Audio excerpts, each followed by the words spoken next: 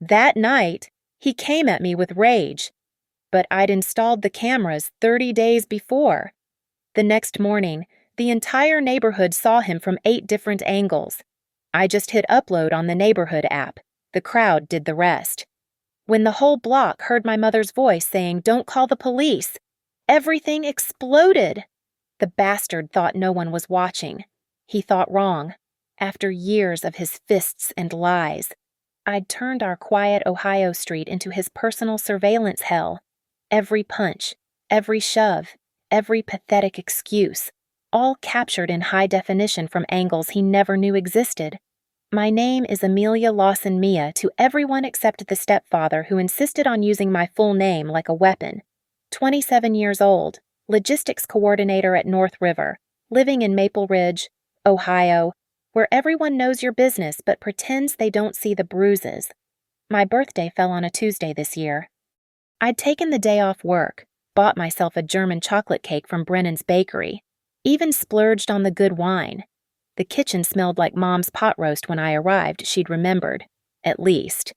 But the dining table told a different story. 4 place settings, not 5. The good china reserved for Savannah, my half-sister who'd just landed her first nursing job. Ron sat at the head, naturally, his contractor's hands wrapped around a beer, sawdust still under his fingernails. "There she is," he said, not looking up from his phone. "Diane, tell her about Savannah's promotion." Mom's eyes flickered to mine apology, guilt, fear, all in a microsecond before she launched into Savannah's achievements. 23 and already supervising. 23 and engaged to that lawyer from Columbus. 23 and everything I'd never be in Ron's eyes. "Happy birthday to me," I muttered, reaching for the wine. Ron's hand shot out, grabbed the bottle. "That's the good stuff. We're saving it for Savannah's engagement party. A year ago, that would have been the end of it. A year ago, before the kitchen incident that left my shoulder purple for 3 weeks. Before Mom's practiced phrase, "You know how clumsy Mia is always bumping into things." The kitchen incident, that's what we called it, like it was some minor footnote instead of the night Ron shoved me into the counter because I'd questioned his invoice padding. My ribs had met the granite edge hard enough to knock the wind out of me. Mom had been standing right there, dish towel in hand, watching her husband's temper explode over his stepdaughter's disrespect. It was just a stumble, she'd told the neighbor who'd heard the crash through thin walls. These things happen. These things happen. The family motto. I stood up from the table, my untouched plate a statement. "I should go." "Always so dramatic," Savannah said, scrolling through her phone. "Can't we have one family dinner without your victimhood complex?" The word family burned. This wasn't my family anymore, hadn't been since Ron moved in 8 years ago with his rules, his temper, his way of making me feel like a stranger in my childhood home. Mom had chosen her side the day she started looking away. Outside, the October air bit through my jacket. Mrs. Patterson was walking her ancient beagle, and she waved the kind of neighbor who'd bring casseroles but never ask about the yelling. Mr. Torres was installing something on his porch, a small white device with a lens. The new neighborhood watch program. Probably. Maple Ridge had been buzzing about it for weeks. That's when I saw the flyer taped to the streetlight. Neighbor Watch app beta program volunteers needed to help seniors with installation. Technology. My escape route at work, where I tracked shipments and caught discrepancies that saved the company thousands. Where patterns emerged from chaos if you knew how to look. Where documentation meant accountability. I took a photo of the flyer. Then I walked back to my car, past the house where my birthday had been forgotten, past the kitchen window where a year ago I'd learned that family could watch you break and call it clumsy. Ron's truck sat in the driveway, his magnetic sign crooked, "Mercer Home Solutions, we fix what's broken." The irony wasn't lost on me. He was very good at breaking things.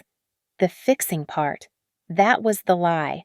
Just like his expired contractor's license, which I'd looked up last month on a whim. Just like the Better Business Bureau complaints I'd found from customers who'd paid deposits for work never started. My phone buzzed. "Mom, you left your cake." I didn't reply. Instead, I opened the Neighbor Watch website. The beta program promised community-driven security through connected devices and real-time sharing. Volunteers would receive free equipment and training in exchange for helping others set up their systems. The site showed a map of Maple Ridge with dots indicating participating homes. 8 dots already on my mother's street. 8 potential angles. 8 possible witnesses to what happened behind closed doors. I submitted my application that night, listing my experience with logistics software, my flexible schedule, my desire to help elderly neighbors with technology. All true. I didn't mention the purple shoulder, the kitchen incident, or the stepfather who thought no one was watching. 3 days later, I got approved. The orientation was Saturday morning at the community center. They'd provide cameras, installation equipment, and access to the neighborhood network. Perfect timing. Ron had just sent a text demanding I come fix Mom's computer this weekend, adding, "And bring cash for the bathroom renovation.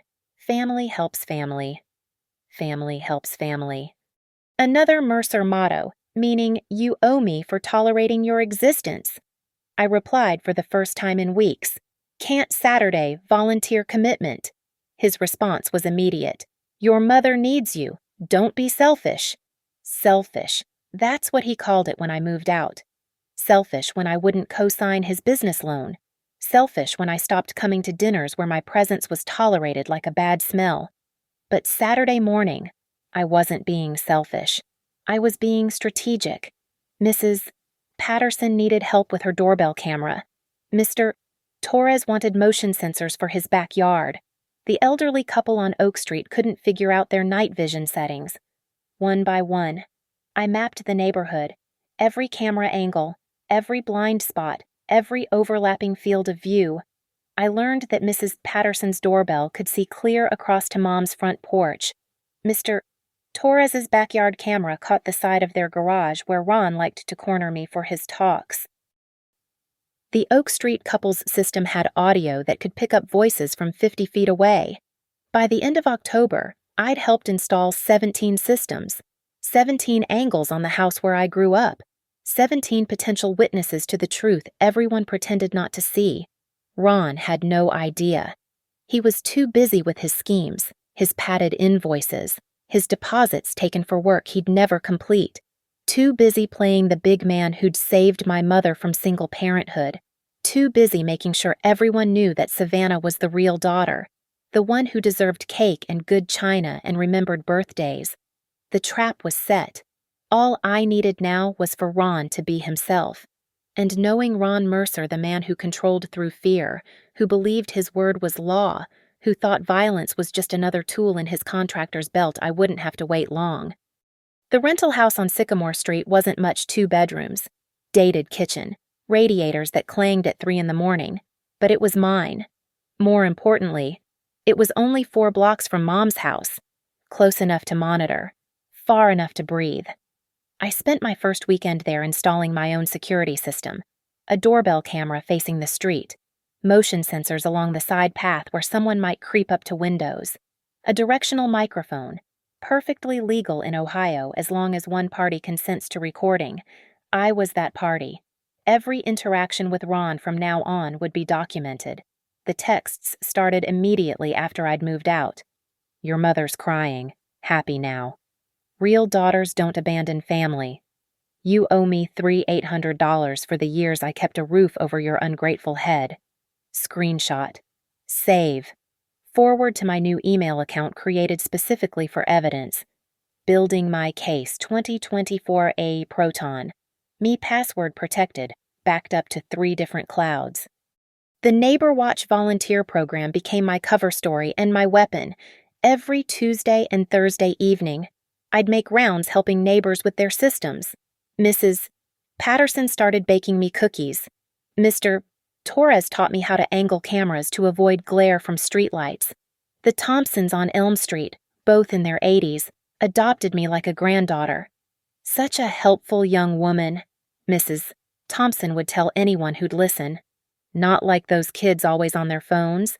Mia actually cares about the community. If only she knew how much I cared about one particular house in the community. By early November, I'd mapped every blind spot around Mom's house. The diagram lived in a locked folder on my laptop, 8 cameras with overlapping coverage, their owners' names, recording schedules, retention periods. Mrs. Patterson's doorbell kept footage for 60 days. Mr. Torres had a premium subscription unlimited cloud storage. The Thompson system uploaded to NeighborWatch in real time if triggered by certain keywords in the audio. Keywords like help or stop or police. Ron's threats escalated as the holidays approached. He'd call during my work hours, leaving voicemails that started sweet, "Hey kiddo, just checking in," and devolved into rage. "You think you're too good for us, I made you who you are." I saved every single one. The pattern was predictable. He'd love bomb, then rage, then play victim. Classic abuse cycle. Textbook, really. I'd studied it enough in the psychology books I'd been reading. Why Does He Do That? By Lundy Bancroft had become my Bible. Ron hit every characteristic: the entitlement, the control, the way he'd convinced Mom that his anger was everyone else's fault. Thanksgiving was the test run. I couldn't avoid it. Mom had called crying, begging me to come. "Just for dinner. Please. Mia." He promised to behave. I arrived at 1:15 p.m. Recorder app running on my phone. Backup device in my jacket pocket. The house smelled like turkey and denial. Savannah was there with her fiancé, Derek, who had the good sense to look uncomfortable. Mom fluttered around the kitchen, her nervous energy filling every silence before it could become awkward. Ron waited until the 3rd beer. That was his pattern, too. 3 beers for courage, 4 for cruelty. "So, Mia," he said, carving the turkey with unnecessary force. "Still wasting your life at that warehouse job." "Logistics coordination," I corrected calmly.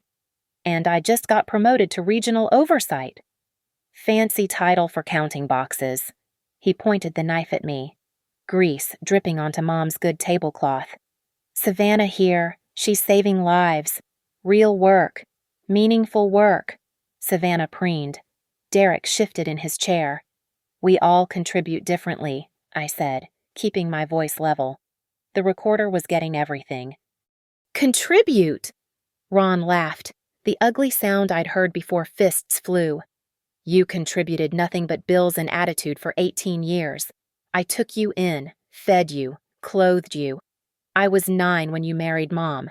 That's called being a parent." The knife slammed down. Mom jumped. Derek's eyes went wide. "I am not your parent," Ron snarled. "Your daddy ran off because he could see what you'd become. Ungrateful, selfish, a parasite." "Ron, please," Mom whispered. "Shut up, Diane." The silence that followed was deafening. Even Savannah looked uncomfortable now. I stood slowly, deliberately. "Thank you for dinner, Mom. It was delicious." Ron stood too, blocking my path to the door. 6'2" of contractor muscle and rage. "We're not done." "Yes, we are." His hand shot out, grabbed my wrist. Not hard enough to bruise, he'd learned to be careful about visible marks, but firm enough to establish dominance. "You're going to sit down, apologize to your mother for the scene you're causing, and then you're going to write a check for what you owe me." I looked him dead in the eyes. "Let go of me. Or what you'll call the cops, with what proof?" He squeezed harder, just shy of painful. "Your word against mine. And who's going to believe the bitter daughter who abandoned her family?" That's when I smiled. He didn't know about the recorder, about the 8 cameras that would catch me leaving, catch any marks on my wrist, catch him if he followed me out, about the documentation I'd been building for 2 months. "Let her go. Ron." Derek stood up, surprising everyone. "This is inappropriate." Ron released me with a shove, small enough to deny, hard enough to make me stumble. "Get out of my house." "Gladly." As I left, I heard Mom crying, Savannah soothing her, Derek mumbling about needing to leave early. Ron's voice carried through the window. Drama queen, just like her worthless father. The wrist grab had been captured by my phone's camera. I'd positioned it perfectly in my chest pocket. The shove was visible from Mrs. Patterson's doorbell cam. The audio would be crystal clear on my recorder, but it wasn't enough. Not yet. That night, Ron sent 17 texts, each one uglier than the last. The final one, sent at 11:43 p.m., was the gold mine. You come back here Friday night and make this right, or I'll come to your work and tell them what kind of lying thief they employed. Don't test me, little girl. Threat of harassment at workplace. Extortion attempt. Intimidation. I forwarded everything to building my case 1024E Proton Me, then composed my reply, I'll come by Friday at 7 p.m. to discuss this calmly. His response was immediate. Damn right you will. Friday was November 29th, 3 days to prepare. 3 days to ensure every camera was operational, every angle covered, every recording device charged and ready. I texted Mrs. Patterson about adjusting her doorbell sensitivity. She'd been getting false alerts from cats. Asked Mr. Torres if his new floodlights were working properly. Reminded the Thompsons about the Neighbor Watch emergency broadcast feature. Just hit this button 3 times. I showed them again. And it alerts everyone on the network. Video uploads automatically. You're so thoughtful. Mrs. Thompson patted my hand. Always looking out for everyone's safety. I was looking out for my own safety. But if it helped the neighborhood too, all the better. Thursday night. I couldn't sleep.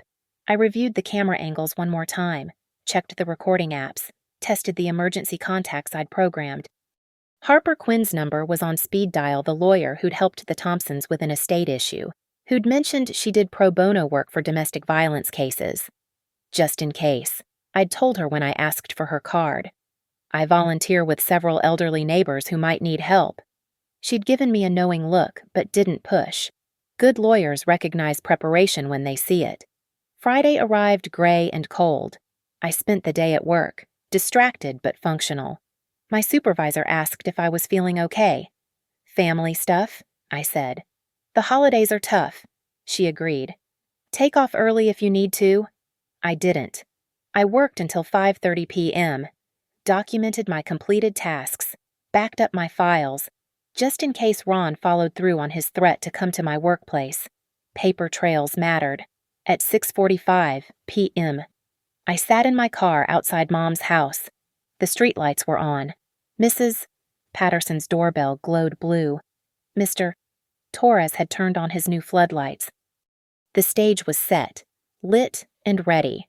I sent one text to Harper. Going to parents' house for difficult conversation. If you don't hear from me by 9 p.m., please check in. Her reply was instant. Location shared with me. Recording everything. Yes and yes. Be safe, Mia. 7 p.m. Time to give Ron exactly what he expected, a confrontation. Only this time, the whole neighborhood would be watching, whether they knew it or not. At North River Logistics, I'd become obsessed with patterns, shipment invoices that didn't match manifests, delivery confirmations signed by drivers who were off that day, small discrepancies that revealed larger frauds when you connected the dots. The skills transferred perfectly to Ron's operation. It started innocently enough, Mom mentioning Ron's latest big project for the Washingtons down on Maple Avenue. A bathroom renovation, $10,000 deposit, work to begin next month. That was 3 months ago. I drove by the Washingtons' house one evening. No construction van, no materials, no evidence of any work begun. Then there was Mrs. Chen from the grocery store, who'd mentioned hiring Diane's husband to fix her roof leak. $6,000, she'd said, half up front. That was in September. Yesterday I saw her in the coffee shop. Overhead, her telling a friend she was still waiting, that Ron kept saying he was waiting on materials. The pattern was obvious once you looked. At work. I pulled up the Ohio Contractor Licensing Board website during my lunch break. Ronald J.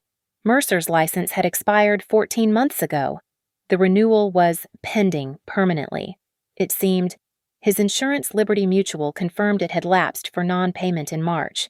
His Better Business Bureau rating sat at a solid F with 12 unresolved complaints. I started a spreadsheet. Client name, service promised, deposit amount, date paid, current status. By the second week of November, I had 9 confirmed cases, $43,000 in deposits taken, 0 jobs completed. The Ponzi structure was almost elegant in its simplicity. Take a deposit from customer A, use it to buy minimal materials for customer B to maintain appearances. Take a bigger deposit from customer C to pay personal bills. Promise customer A their materials were delayed. Rinse, repeat. Blame supply chain issues that everyone would believe post-pandemic. Your stepfather's a busy man, Mr. Washington told me when I helped install his doorbell camera. Been waiting on our bathroom since August, but he says the specific Italian tile we wanted is back-ordered. I pulled out my phone, searched for the tile name he mentioned. Looks like Home Depot has 300 square feet in stock over in Columbus. His face darkened. Is that so? Supply chain's been rough? I said carefully. Lots of contractors having issues. But I took a screenshot of the inventory, added it to my folder. The family dinner confrontation wasn't actually planned, it just happened. Mom had insisted I come for her birthday on November 15th. Please, honey, no drama, just cake. The dining room table was covered in paperwork when I arrived. Invoices, estimates, photos of bathroom fixtures. Ron sat in the middle of it all, calculator in hand, performing the show of a successful businessman. Look at this, he boasted to Savannah's fiancé. 12 active projects. Been turning down work, actually. Impressive, Derek said politely, though his lawyer eyes were scanning the papers with professional interest. I couldn't help myself. Is Mrs. Chen's roof one of those active projects? The room temperature dropped 10 degrees. What did you say? Ron's voice was dangerously quiet. Mrs. Chen, from the store. She mentioned hiring you in September. That's none of your business. Just curious about your definition of active. I pulled out my phone, pretended to check something. September, October, November. That's almost 3 months. Tough material shortage. The slap was quick, sharp, not hard enough to leave a mark, but loud enough to echo. Mom gasped. Savannah's fork clattered to her plate. Derek half stood from his chair. You do not question me in my own house, Ron snarled. My hand went to my cheek, more for show than pain. The phone in my other hand had been recording video the whole time. Got the slap, the sound, his words. Mom's failure to intervene. Ron. Derek's voice was sharp. That's assault. That's discipline, Ron corrected. Something her real daddy should have taught her. I stood slowly, maintaining eye contact. You're right. This isn't my business. I'll leave you to yours. As I walked to the door, I made sure to pass the table covered in his fraudulent paperwork. My phone's camera caught it all: invoice numbers, client names, inflated prices circled in red pen. Run away like always, Ron called after me. But you're not done paying what you owe. Outside, I sat in my car and uploaded everything to 3 different cloud services. Then I opened an anonymous tip form on the Ohio Attorney General's website, Consumer Fraud Division, attached the spreadsheet, the screenshots, the licensing information, but I didn't submit it. Not yet. The next morning, Mom called 18 times. I finally answered on the 19th. You provoked him, she said immediately. You know how he gets about his work. His work? You mean his fraud. Mia, stop, please. He's trying. The economy's been hard. Mom, his license expired over a year ago. He's taking money for work he's not legally allowed to perform. Silence. Then, quietly, he's handling it. Like he handled the kitchen incident. She hung up. Ron's text came an hour later. You got 48 hours to apologize to your mother and pay me what you owe, or things get ugly. Don't test me, little girl. I screenshot it, added it to the folder labeled Threats, then pulled up the Contractor Licensing Board website again. There was a number for reporting unlicensed work. I dialed it. I'd like to report suspicious activity. I told the representative. A contractor in Maple Ridge taking large deposits but not completing work. I believe his license may have lapsed. Can you provide the contractor's name and business details? Ronald Mercer, Mercer Home Solutions. I rattled off his old license number from memory. I have documentation of several unfinished projects if that would help. We take these matters seriously. Can you email the documentation to our investigation unit? She gave me the email address. I sent everything from a VPN, anonymous email account, the Washington's tile inventory screenshot, Mrs. Chen's canceled check photos she'd posted in the neighborhood Facebook group asking for advice. 9 other instances, all documented. We'll begin an investigation immediately, she assured me. These victims may be entitled to recovery from the state contractor's fund. The same afternoon, I visited the Maple Ridge Community Center. They were setting up for Thursday's monthly town meeting. Perfect timing. I'd like to add something to the public comment period, I told the secretary. About contractor fraud awareness. I volunteer with the elderly, and I'm concerned some are being targeted. That's thoughtful of you. Dear, we can give you 3 minutes during safety announcements. 3 minutes in front of the whole neighborhood. Ron always attended these meetings networking. He called it hunting for marks. More likely. Wednesday evening, I stopped by the Thompsons' house to check their cameras. Really, I was ensuring their audio detection was calibrated perfectly. Their system could pick up raised voices from the street, automatically flag and upload disturbances. You're such a good girl, Mrs. Thompson said, watching me work. Not like some of these contractors who take advantage. Did you hear about poor Mrs. Chen's $6,000? Gone. Terrible, I agreed, adjusting the sensitivity settings. People should know who they're dealing with. That's why we love the Neighbor Watch program. Keeps everyone accountable. Accountable. Yes, that was exactly the point. Thursday's meeting was in 24 hours. Ron's 48-hour ultimatum would expire right in the middle of it. I wondered if he'd make a scene. Demand his money in front of everyone.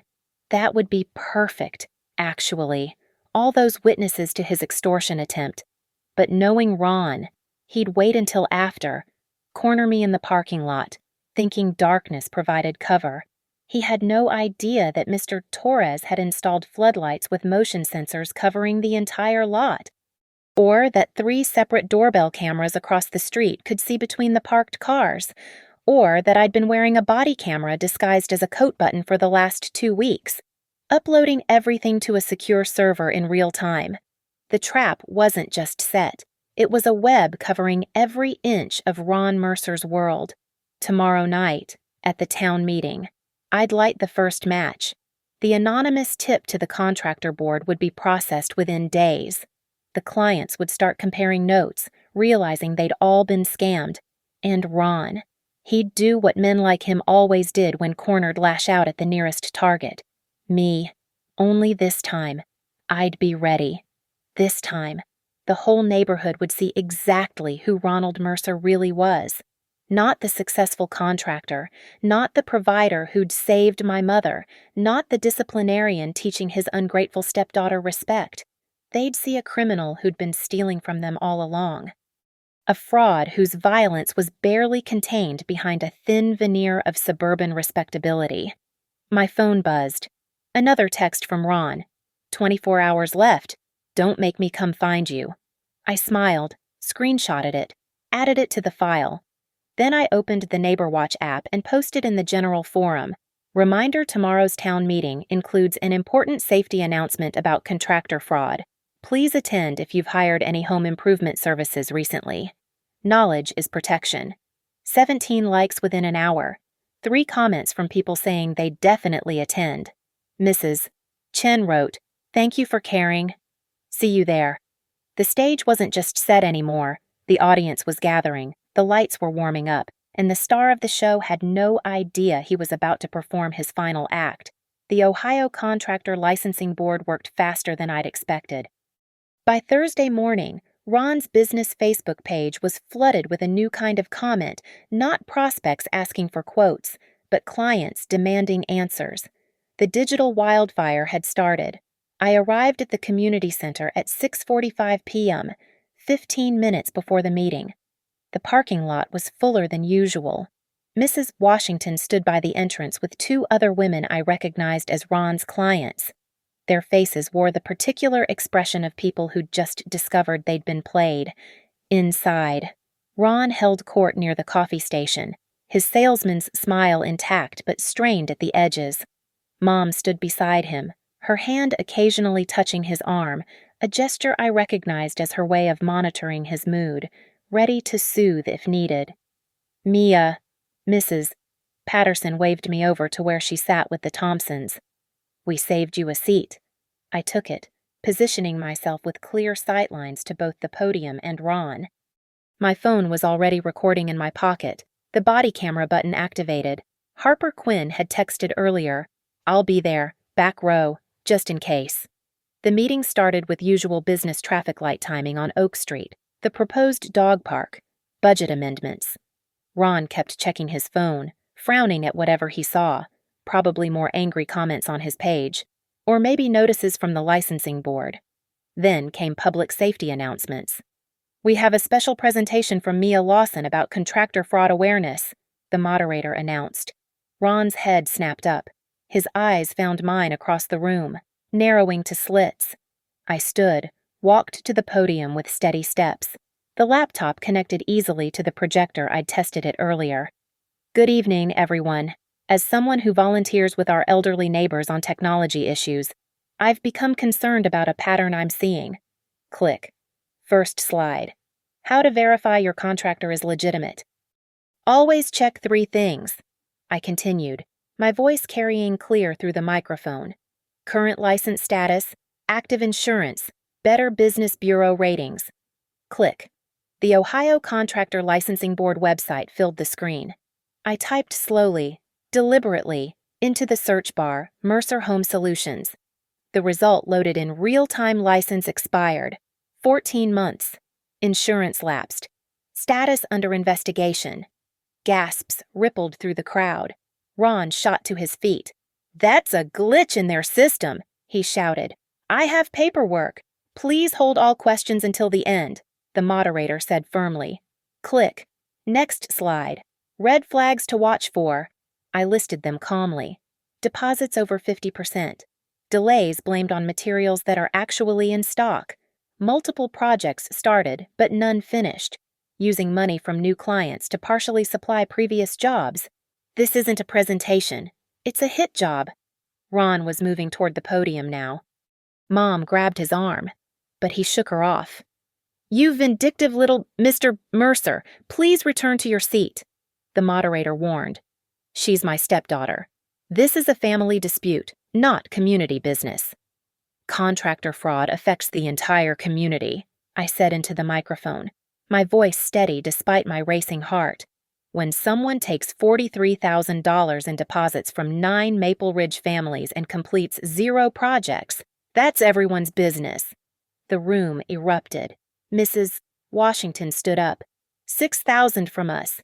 Mr. Harrison from Pine Street. 8,000 here." Others chimed in with their numbers. The running tally was devastating. Ron reached the podium, grabbed for the laptop. I stepped back, letting him have it. Let everyone see him trying to destroy evidence. But Harper was already moving from the back row, phone out, recording everything. "Ron, stop!" Mom's voice cracked with desperation. "Please, let's just go home." "Shut up, Diane." He spun on her, and she flinched. "This is your daughter's doing. You're ungrateful." The laptop crashed to the floor. The projection went dark, but it didn't matter. Everyone had seen. Everyone knew. Meeting adjourned. The moderator said quickly, "Mr. Mercer, you need to leave. Now!" Ron pointed at me, his finger shaking with rage. "You're done. You hear me tonight? You're done." Harper stepped forward. That sounded like a threat. "Mr. Mercer, I'm Harper Quinn, attorney. I'd advise you to reconsider any planned actions." He laughed, ugly and sharp. "You her lawyer now?" "Good. She'll need one when I'm through." Security arrived. Mr. Torres and another volunteer, both wearing Neighbor Watch badges. "Sir, you need to leave." Ron backed toward the exit. eyes never leaving mine. "This isn't over." Mom followed him, turning back once to look at me. Her expression was unreadable anger, fear, maybe even relief. Then she was gone, trailing after her husband into the night. The room buzzed with conversations, people comparing stories, exchanging contact information. Mrs. Washington approached me. "How did you know?" I recognized the pattern from my work. I said carefully. "When I saw multiple neighbors waiting months for work, I got concerned." Harper appeared at my elbow. "Brilliant presentation. You know he's going to retaliate." "I'm counting on it." She studied my face. "You're not just some concerned citizen, are you?" "I'm a concerned citizen with a very personal stake in Ron Mercer facing consequences." "The second slap reference that was about you." I nodded. She pulled out a business card, wrote something on the back. "My personal cell. When not if. When he comes after you, call immediately. And Mia. Make sure everything's recording." As people filed out, I helped clean up the scattered laptop pieces. The Thompsons insisted on walking me to my car, Mr. Thompson's hand protectively on my elbow. "That was very brave, dear," Mrs. Thompson said. "But men like that, they don't like being exposed." "I know." My phone had 37 missed calls from Mom, 12 texts from Ron. I didn't read them yet. First, I sat in my locked car and backed up all the meeting footage to 3 different clouds. Then I sent copies to Harper and added a note to my emergency file. "If something happens to me, check the cameras on Oak, Pine, and Sycamore Streets." The drive home took 4 minutes. Every shadow could be Ron's truck. Every set of headlights might be him following. But I made it to my house safely, double-checked all locks, and finally read his texts. They escalated from anger to rage to specific actionable threats. The final one, sent at 8:22 p.m., was perfect evidence. "Tomorrow night. Your mother's house. You're going to publicly apologize and pay me every cent of damage you've caused, or I'll show you what real damage looks like." I forwarded it to Harper, then opened the Neighbor Watch app. In the emergency protocols section, I set up a quick trigger. 3 taps would send my location and activate live streaming to the network. Tomorrow night. Friday, November 22nd. Mom's house, where 8 cameras watched every angle, where Mrs. Patterson's doorbell could see the porch, where Mr.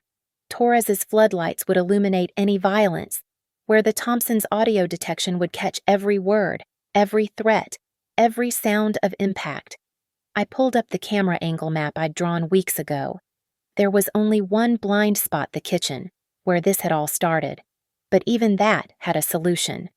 The window faced Mrs. Patterson's kitchen. If her lights were on, shadows would be visible. If there was a struggle, she'd see movement. One more text to Harper. "He wants me at Mom's house tomorrow night. I'll go." Her response was instant. "Not alone. You won't. I need him to show his true self. He won't if there are witnesses." "Then we make sure there are witnesses he doesn't know about." She was right, of course. But Ron needed to believe he was in control, that this was happening on his terms. He needed to feel safe enough to be himself, the real Ron that Mom had been making excuses for, that Savannah pretended not to see, that the neighbors had politely ignored. Tomorrow night. That courtesy would end. Tomorrow night. Ronald Mercer would give his final performance. And this time, the entire neighborhood would be watching. I opened my laptop and started a new document. Timeline of events, November 22nd. At the top, I typed, "This is being written November 21st at 9:43 p.m. If something happens to me tomorrow, every second will be documented." Then I began listing every camera, every angle, every recording device that would capture whatever Ron had planned. The trap wasn't just set, it was unescapable. All I had to do now was walk into it. Friday, November 22nd. 6:37 p.m. I sat in my car 3 blocks from Mom's house, running through the checklist one final time. Phone charged, recording app running, body camera button activated, streaming to cloud storage, Harper's number on speed dial. Emergency broadcast to neighbor watch ready with 3 taps. Harper had texted earlier. I'm parked on Pine Street, clear view of the front door, already recording. Mrs. Patterson, saw your mother leave 10 minutes ago with Savannah. Ron's truck is in the driveway. The orchestration was deliberate. Ron had sent Mom away. He wanted no witnesses to whatever he'd planned. What he didn't know was that 8 electronic witnesses were already watching, their digital eyes unblinking, their memory perfect. 6:45 p.m. I walked to the house, each step measured and visible to the cameras. Mrs. Patterson's doorbell caught me approaching. Mr. Torres's motion sensors triggered his floodlights, bathing the yard in harsh white light. The Thompsons' audio system would be picking up my footsteps on the gravel driveway. The front door was unlocked. Ron wanted me to come in. In here, his voice called from the kitchen. Of course. The kitchen, where this had started, where he'd shoved me into the counter and Mom had called it clumsy. I paused in the doorway, making sure my body camera caught him clearly. He stood by the granite counter, beer in hand number 4 by the count of empties. His contractor's hands flexed and unflexed, the sawdust under his fingernails visible even from here. Close the door. I did, then moved to the center of the kitchen, the spot where Mrs. Patterson could see shadows through the window if needed. You've cost me everything, he said quietly, too quietly. The calm before. 43,000 in deposits I'll have to return, my reputation, my business. Your fraud cost you your business. The beer bottle shattered against the wall inches from my head. I didn't flinch, I'd expected it. The body camera caught it all. The violence of the throw, the explosion of glass. You ruined me. You ruined yourself the day you let your license expire and kept taking money. He moved faster than I'd expected for a man his size. His hand caught my upper arm, fingers digging in hard enough to bruise. He dragged me toward the counter, the same spot. Your mother's not here to see you be clumsy this time. No, I agreed, letting him position me. She's not. His other hand went to my throat, not squeezing yet, just resting there. A promise. A threat. The body camera was getting everything, but more importantly, our shadows were perfectly framed in the window. Here's what's going to happen, he said, his breath hot with beer and rage. You're going to write a statement saying you lied. You're going to pay me $50,000 for defamation, and then you're going to disappear from Maple Ridge forever. No. The hand on my throat tightened. Wrong answer. Ron. I kept my voice steady, clear enough for any audio to pick up. I need you to understand something. This house is being watched by 8 different cameras right now. This conversation is being recorded. Your hand on my throat is being live-streamed. He laughed. You're bluffing. Mrs. Patterson's doorbell saw me arrive. Mr. Torres's cameras are recording the driveway. The Thompson system is picking up every word through their military-grade audio sensors. His grip loosened slightly, uncertainty creeping in.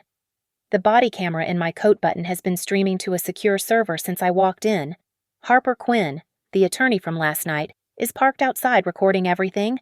And in about 10 seconds, if you don't let go, I'm going to trigger the Neighbor Watch emergency system, and this will broadcast to every phone in a 3-block radius. You're lying. 5 seconds. You little 3. He shoved me into the counter, hard. My ribs met granite again, knocking the wind out of me, but this time I was ready. This time I rolled with it. Let the impact happen where the cameras could see, where the body cam could catch his face twisted with rage. Don't call the police! Mom's voice shrieked from the doorway. She wasn't supposed to be here. Ron, stop, please. Get out. Diane. The neighbors can see the cameras. Everyone has cameras now. I don't care about cameras. He grabbed my arm again, yanking me toward him for another shove. That's when I tapped my phone 3 times. The Neighbor Watch emergency broadcast triggered instantly. 8 phones in 8 houses lit up with the alert. The live stream activated. The pre-written message I'd prepared sent automatically, Domestic violence in progress at 447 Oak Street. Multiple cameras recording. Please call 911. Ron's phone buzzed in his pocket. Then another buzz. Another. The Neighbor Watch app was notifying him too. He was part of the network, after all. He pulled it out, saw the screen filled with his own image, him gripping my arm, him shoving me, the latest impact caught from multiple angles. The comments were already flooding in. Police on the way. We see everything, Ron. Let her go now. The color drained from his face. He looked at the window. Mrs. Patterson stood in her kitchen, phone raised, clearly recording. Outside, footsteps on gravel. Multiple footsteps. The neighbors were coming. You set me up. No, I said, rubbing my ribs where they'd hit the counter. You showed everyone who you really are. I just made sure they were watching this time. Sirens in the distance, growing closer. Ron stepped back, his hands raised as if that could undo what dozens of cameras had already captured. She provoked me. That's what you said last time. And the time before. I pulled out my phone, showed him the screen. Every text, every threat, every voicemail you've left, uploaded to multiple servers. The prosecutor will have everything by morning. Mom stood frozen in the doorway, tears streaming. Mia, please, don't do this. We can handle it as a family. We're not a family, Mom. We haven't been since you chose to look away. The sirens were right outside now. Red and blue lights painted the kitchen walls through the window. Ron's final words before the police entered were exactly what I'd expected. Nobody saw anything that matters. Officer Martinez entered first, hand on his weapon but not drawn. Officer Kelly followed. They'd both responded to domestic calls here before calls that went nowhere because Mom always covered, always excused, always protected Ron. Not this time. We've received multiple emergency calls, Martinez said. Reports of assault in progress. Ma'am, are you hurt? I'm fine, I said, though my ribs screamed otherwise. But everything's been recorded. Multiple angles, multiple devices. Kelly's radio crackled. Unit 12, be advised, we're receiving digital evidence uploads from 8 different sources. Neighbor Watch system captured the entire incident. Ron tried one last time. This is a family dispute. My stepdaughter and I had an argument. Where you put your hands on her throat? Martinez asked. Yeah, we've got 3 angles of that already on our phones. They cuffed him as he protested, as Mom sobbed, as the neighbors gathered on the lawn with their phones out, still recording.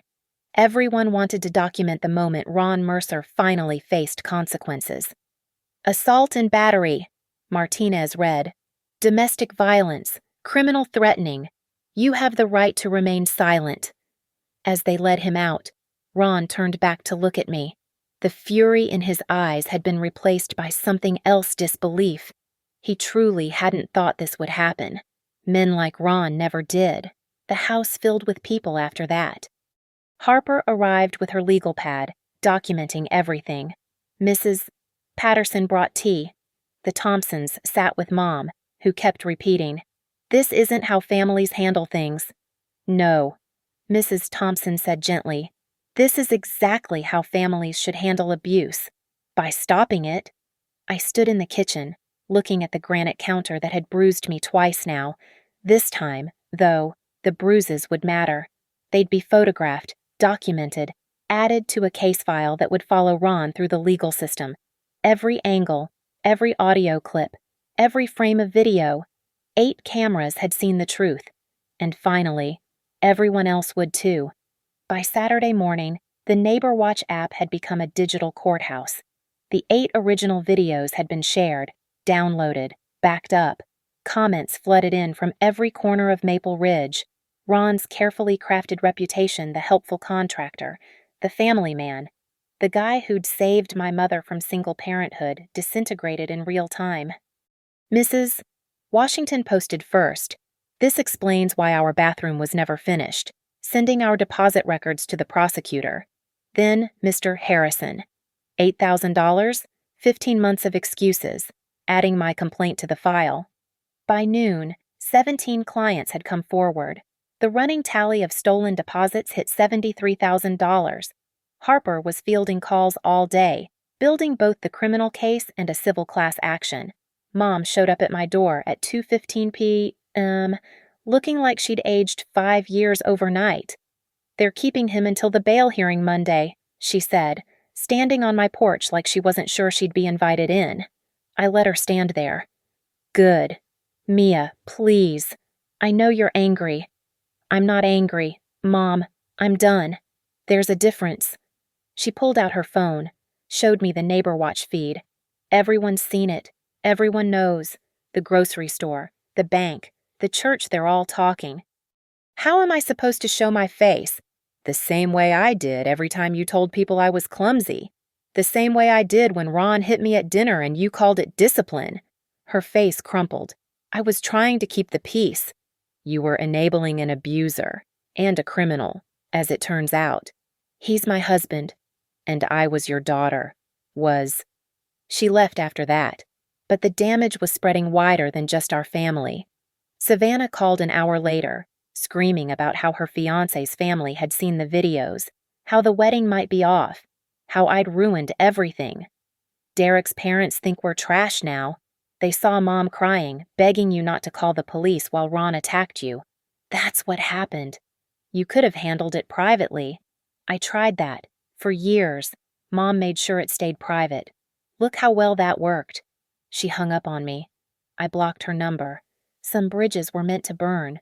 Sunday brought the journalists. The Maple Ridge Gazette wanted a statement. Columbus news stations started calling. "Local contractor arrested after neighborhood watch catches assault on camera." The story had everything: fraud, violence, technology, community action. Harper advised me to stay quiet for now. "Let the evidence speak. It's doing a better job than any interview could." But the evidence kept growing. Mrs. Thompson had been talking to her bridge club. 3 more of Ron's former clients came forward. One, an elderly veteran named Carl Morrison, had lost $12,000 and his faith in people. He came to church. Carl told the growing group at the community center Sunday evening, an impromptu gathering that had formed organically. Shook hands, prayed with us, then stole our renovation fund. The prosecutor, Janet Reeves, attended the gathering. She stood at the same podium where I'd exposed Ron 4 days ago, taking notes as victim after victim shared their stories. "The criminal case is strong," she announced. "Multiple assault charges, documented threats, clear video evidence. But the fraud case, that's where we need your cooperation. Every receipt, every text, every excuse he gave you, document it all." Harper and I had already compiled most of it. 73 pages of evidence, cross-referenced and indexed. We handed it over on a flash drive, backed up in triplicate. Monday morning, 9 a.m., the bail hearing. I sat in the front row with Harper. Mom sat across the aisle with Savannah and, surprisingly, Derek. The courtroom was packed: neighbors, clients, reporters. Everyone wanted to see Ron Mercer face a judge. They brought him in wearing orange, hands cuffed. He'd lost the contractor swagger. His eyes found mine, held them. No rage anymore. Just the dawning realization that this was real. This was happening, and I'd orchestrated every second of it. The prosecutor played the videos, all 8 angles, synced up on a split screen. The beer bottle shattering, the hand on my throat, the shove into the counter. Mom's voice. "Don't call the police. Your Honor." Ron's public defender tried. This was a family dispute that escalated. A family dispute with multiple prior incidents. Reeves interrupted. "We have documentation of threats going back months. A previous assault at a family dinner with witnesses. A pattern of escalating violence." The judge watched the synchronized videos again. The courtroom was silent except for the audio of Ron saying, "Nobody saw anything that matters." Bail is set at $100,000. The judge announced, "Conditions include no contact with the victim, surrender of all firearms, and GPS monitoring." Mom gasped. She didn't have that kind of money, not without mortgaging the house. After the hearing, she cornered me in the hallway. "Please, Mia, Drop the charges. We can get him help, counseling, anger management. The state is pressing charges, not me. And even if I could drop them, I wouldn't. He's going to lose everything. He stole $73,000 from our neighbors. He assaulted me, multiple times. What exactly doesn't he deserve to lose? Derek appeared at her elbow, gentle but firm. Mrs. Mercer, we need to go. The reporters. They were everywhere. Cameras, microphones, questions shouted across the courthouse steps. Harper and I pushed through them to her car. You did good, she said as we drove away. How do you feel? Like I'm waiting for the other shoe to drop. The trial, you mean? No, Ron, he's not the type to go quietly. She nodded. Keep the security system active. Keep documenting. Men like him. When they lose control, they lash out. But for now, he was contained, GPS monitored, legally bound to stay away. The neighborhood was watching. Literally, the Neighbor Watch app had gained 40 new users since Friday night. Everyone wanted to be part of the network that had caught Ron Mercer. That evening, I helped Mrs. Patterson adjust her doorbell camera settings. She'd been getting too many motion alerts from passing cats. You're a hero, you know, she said, watching me work. What you did took incredible courage. I just made sure people were watching. The neighborhood did the rest. No, dear. You stood in that kitchen knowing what he'd do. You took those hits so we'd all see. That's not just courage. That's sacrifice. My ribs still ached where they'd met the granite. Worth it, though. Every bruise was evidence. Every pain was proof. My phone buzzed. A text from an unknown number, probably another reporter. But when I opened it, the blood drained from my face. You think you've won? Wait until I make bail. Your cameras won't stop what's coming. I screenshotted it immediately, forwarded to Harper and the prosecutor. The number would be traced, the threat added to the file. But the message was clear: Ron wasn't done. Neither was I. The Neighbor Watch network was stronger than ever. 8 cameras had become 40. The community that had once looked away was now watching everything. And if Ron somehow made bail, if he somehow slipped his GPS monitor, if he somehow made it past all the electronic eyes, well, I'd been preparing for that too. The body camera was just the beginning, the panic button Harper had given me, the safe room Mr. Torres had helped me reinforce, the emergency protocols we'd established with the police. Ron Mercer thought he was a predator, but predators relied on darkness, on silence, on victims too afraid to speak. None of those things existed in Maple Ridge anymore. Not after Friday night. Not after 8 cameras showed everyone exactly what happened when nobody was supposed to be watching. The trap had worked perfectly. Now we just had to wait for the trial. Ron made bail Tuesday afternoon. Mom had mortgaged the house, of course she had. The GPS ankle monitor was supposed to make everyone feel safe. The restraining order was supposed to keep him away. But pieces of paper and electronic devices only work if someone follows the rules. Ron Mercer had never followed rules he didn't write himself. Wednesday morning, his lawyer filed a countersuit. Defamation, intentional infliction of emotional distress, destruction of business reputation. He wanted $200,000 in damages. The paperwork was delivered to my office at North River, ensuring maximum humiliation as coworkers watched me sign for it. This is intimidation tactics, Harper said when I called. He's trying to pressure you before trial. Don't engage. But Ron's campaign had already started. A website appeared, The Truth About Mia Lawson. It painted me as a vindictive daughter who'd orchestrated an elaborate frame-up. Screenshots of my LinkedIn, twisted narratives about my history of lying, even a photo from high school with a caption about my troubled past. Then came the whisper campaign. Mom, playing the suffering wife, told anyone who'd listen that I'd exaggerated things, that Ron was getting help, that the videos didn't show the full context. Some people bought it. The Marino family, new to the neighborhood, started questioning whether the Neighbor Watch system was surveillance overreach. A few of Ron's drinking buddies posted support on his business page.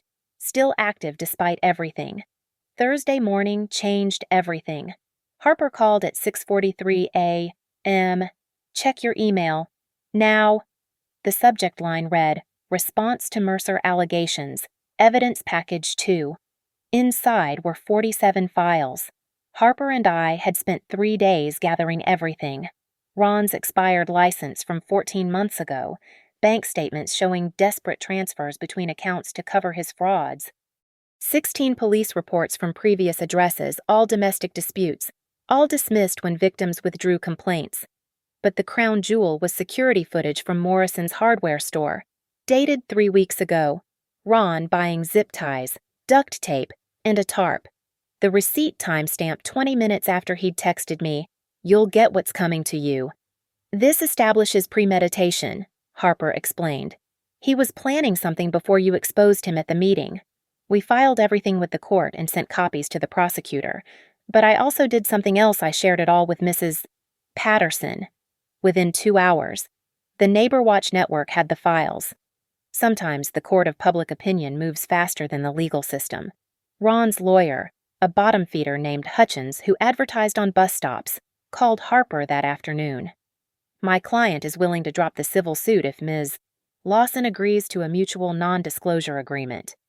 No deal, Harper said without consulting me. She knew my answer.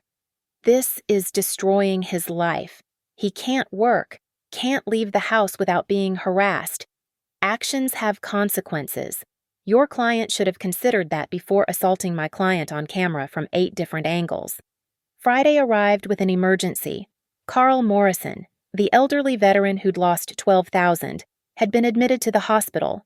Heart problems, his daughter said, stress-related. The local news picked it up. Elderly veteran hospitalized after contractor fraud stress. The story went viral in Maple Ridge. Ron's remaining support evaporated. Even Mom couldn't spin a hospitalized veteran as an exaggeration. That evening, Derek showed up at my door alone. "I need you to know something," he said, declining my offer of coffee. "I'm leaving Savannah, not because of the scandal, but because of how she responded to it. Watching her defend Ron after seeing those videos. I can't marry someone who excuses abuse. I'm sorry. Don't be. You opened my eyes. Savannah called you dramatic, attention-seeking. But I'm a lawyer. I know evidence when I see it. And what I saw in those videos was a survivor who'd planned the perfect legal trap." He handed me a flash drive. "Ron's been hiding assets. Transfers to accounts under his brother's name. About $60,000, probably the stolen deposits. You didn't get this from me." After he left, I plugged in the drive. Bank statements, wire transfers, a clear paper trail of Ron moving money to hide it from potential judgments. Harper would have a field day with this. Saturday was supposed to be quiet. I was at home, reviewing trial prep documents, when my security system alerted. Motion in the backyard, then the side yard, multiple figures moving fast. I triggered the panic button Harper had given me, then pulled up the camera feeds on my phone. 3 men in dark clothes, faces covered, surrounding my house. One carried something, a bat, a crowbar. The Neighbor Watch emergency system activated automatically. Every phone in 3 blocks lit up with the alert. My cameras streamed live to the network. The men hadn't noticed the cameras yet, too focused on my back door. One raised the crowbar. That's when Mr. Torres's floodlights blazed to life. He'd installed them facing my yard, too, at my request. The men froze, suddenly illuminated like actors on a stage. "Police are coming!" Mrs. Patterson's voice boomed through her new PA system. "We see you, all of you." Sirens were already approaching the beauty of a connected neighborhood. The 3 men ran, but not before every camera caught clear footage of them. One tripped over Torres's garden hose, sprawling face first. His mask slipped. I knew that face. Jimmy Mercer, Ron's brother, the one whose name was on those hidden bank accounts. They were gone before the police arrived, but the footage was gold. 3 men attempting breaking and entering. One confirmed as Ron's brother. GPS records would show Ron at home, but his phone records would likely show coordination. This is witness intimidation, Prosecutor Reeves said after reviewing the footage. "We're adding it to the charges, and we're revoking his bail." Sunday morning, they arrested Ron again. This time, Mom didn't try to mortgage anything. She stood in her doorway, watching them take him, looking older and smaller than I'd ever seen her. The trial was set for January. 2 months away. Ron would spend them in county jail. No bail option this time. His brother Jimmy was arrested Monday morning, caught trying to board a bus to Florida. But the real victory came Tuesday afternoon. An email from the Ohio Attorney General's office. Based on evidence provided, we're pursuing criminal fraud charges against Ronald Mercer. Additionally, victims may be eligible for restitution from the state fund. $73,000 would be returned to his victims. Carl Morrison would get his $12,000 back. The Washingtons, their $10,000. Every family Ron had cheated would be made whole. That evening, I attended the community center meeting. No presentation this time, I just sat with Mrs. Patterson and the Thompsons, part of the neighborhood that had become my true family. Motion to formally recognize Mia Lawson for her service to community safety. Someone called out. The applause was unanimous. Even the Marinos, who'd questioned surveillance overreach, were clapping, because now they understood the cameras weren't about spying on neighbors. They were about protecting each other from predators who thought darkness was their friend. "Thank you," I said when the applause died down. "But this wasn't just me. This was all of us, watching out for each other. That's what makes a neighborhood safe, not locks or walls, but witnesses willing to see and speak." As the meeting ended, my phone buzzed. A text from Mom. "The house is so quiet. I don't know what to do." I thought about responding, about offering comfort or guidance. But then I remembered her voice that night. "Don't call the police." I remembered years of, "You know how clumsy Mia is." I deleted the text and helped Mrs. Patterson to her car. Some bridges weren't meant to be rebuilt. Some quiet houses were exactly what their occupants had chosen. The trap hadn't just caught Ron. It had revealed everyone's true character. Mom's enabling, Savannah's complicity, Derek's integrity, the neighborhood's courage. And me, I was no longer the girl who got shoved into counters while others looked away. I was the woman who'd turned a neighborhood into a surveillance network, who'd transformed cameras into weapons against abuse. 1 month until trial. Ron's public defender was already floating plea deals, trying to minimize the damage, but Harper and I weren't interested in deals. We wanted the full trial. We wanted every piece of evidence entered into public record. We wanted Ron Mercer's name forever linked to the 8-angle video of him putting his hands on my throat while my mother begged me not to call for help. Justice delayed. Maybe. But not denied. Not anymore. Thursday evening, December 5th. The Maple Ridge Community Center was packed beyond capacity. Every seat taken, people standing along the walls, reporters relegated to the back corner. This wasn't a regular town meeting, this was the reckoning. The LED screen at the front displayed a title, Community Safety Review, The Ronald Mercer Case. But everyone knew what this really was. The neighborhood's final verdict before the legal trial. I sat in the front row between Harper and Mrs. Patterson. Across the aisle, Mom sat alone. Savannah had moved back to Columbus with Derek officially ending their engagement. The empty seats around Mom spoke volumes the community had chosen sides. Prosecutor Janet Reeves took the podium first. "Before we begin, I want to confirm that Mr. Mercer remains in county custody. His trial starts January 15th. What we're discussing tonight is public record." The screen changed. A split display, 8 synchronized videos. Timestamp November 22nd, 7:18 p.m. The room fell silent as Ron's violence played out from every angle. His hand on my throat. The shove into granite. Mom's voice. "Don't call the police." But this time, there was something new. Technical analysis overlays showing the force of impact. Audio waveforms highlighting the threats. A frame-by-frame breakdown that transformed raw footage into undeniable forensic evidence. "The defendant's attorney claims this was staged," Reeves said. "Let's examine that." More evidence appeared. Ron's threatening texts stretching back months, the hardware store footage of him buying restraints, his GPS data showing he'd stalked my workplace, the attempted break-in by his brother, 63 separate pieces of evidence, each more damning than the last. Then came the financial crimes. 17 victims testified in person, their stories creating a clear pattern. Carl Morrison, out of the hospital but still frail, stood with his daughter's help. $12,000, he said, voice shaking but clear. My retirement savings for a bathroom to accommodate my wheelchair.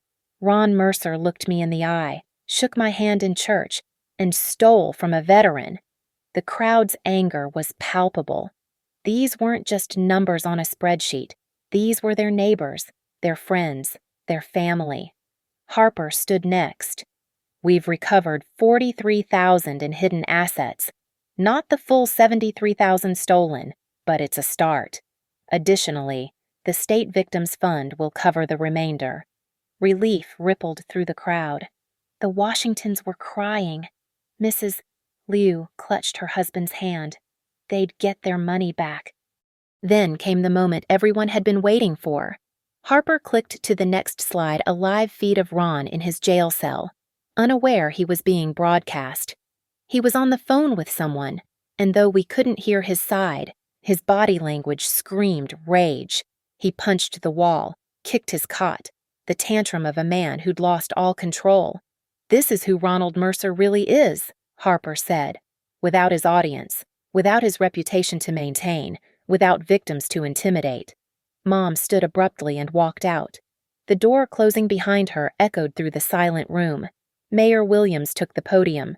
The Neighbor Watch program has proven invaluable, not just for catching criminals, but for protecting our most vulnerable citizens. I'm proposing we expand it citywide. Unanimous approval. What had started as my personal trap had become Maple Ridge's shield. As the meeting concluded, people approached me one by one. Handshakes, hugs, tears, misses. Washington pressed a card into my hand. Our hero. It read, signed by dozens of neighbors. Mr. Torres announced he was naming his new security company, 8 Angles Security, in honor of what happened. Outside, the December air was crisp and clear. Harper walked me to my car, briefcase full of evidence for the January trial. You know Ron's going to take a plea deal, she said. After tonight, after seeing all this public support, his lawyer will convince him. Probably 10 to 15 years, registered as a violent offender. Full restitution. Good. Your mom might never forgive you. That's her choice. Just like enabling him was her choice. Harper studied me. No regrets. None. For the first time in my life. Absolutely none. As I drove home, I passed Mom's house. Dark except for one window, her bedroom. Ron's truck was gone, impounded as evidence. The contractor sign had been removed from the lawn. It looked like just another house now, not the prison it had been for me. My phone lit up with notifications. The Neighbor Watch app showed dozens of new members, other neighborhoods wanting to implement our system, other victims reaching out for advice. The 8 angles that caught Ron had inspired something bigger, a network of communities refusing to look away. 3 weeks later, Ron took the plea deal. 12 years for assault, battery, fraud, and witness intimidation. Full restitution ordered. Lifetime restraining order. The judge called it one of the most documented cases of domestic violence and fraud she'd ever seen. Mom sent one last text. I hope you're happy. I was. For the first time since Ron had entered our lives, I genuinely was. The girl who'd been shoved into counters had become the woman who'd turned an entire neighborhood into witnesses. The stepdaughter he'd tried to silence had given voice to 17 victims. The trap hadn't just caught Ron Mercer, it had exposed the power of community, the strength in refusing to be silent, the justice that comes when everyone's watching. That night, I stood in my kitchen, my safe kitchen, in my secure house, in a neighborhood that had my back. No more flinching at footsteps. No more recording apps running constantly. No more fear. 8 cameras had seen the truth.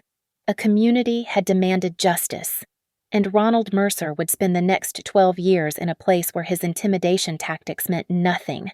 The trap had worked perfectly, but more importantly, it had freed us all, his victims, from fear, the neighborhood from a predator, and me from the shadows of silence. Mom never spoke to me again. Savannah disappeared into her new life in Columbus, but Mrs. Patterson adopted me as honorary grandchild. The Thompsons invited me for Sunday dinners. Mr. Torres taught me self-defense in his garage gym. I'd lost the family that had failed me, but gained a community that protected me. Standing in that kitchen, looking out at the lit windows of neighbors who'd stood up for justice, I realized something Ron had been wrong that night. When he'd said, "Nobody saw anything that matters," he'd revealed his fundamental mistake.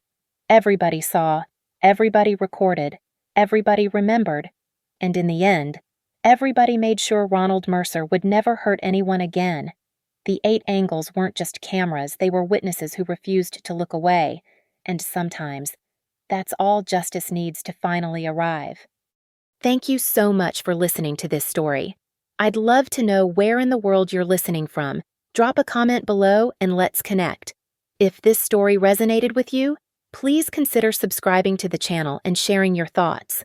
Your perspectives and experiences make this community stronger, just like the neighborhood that stood up for justice in Maple Ridge.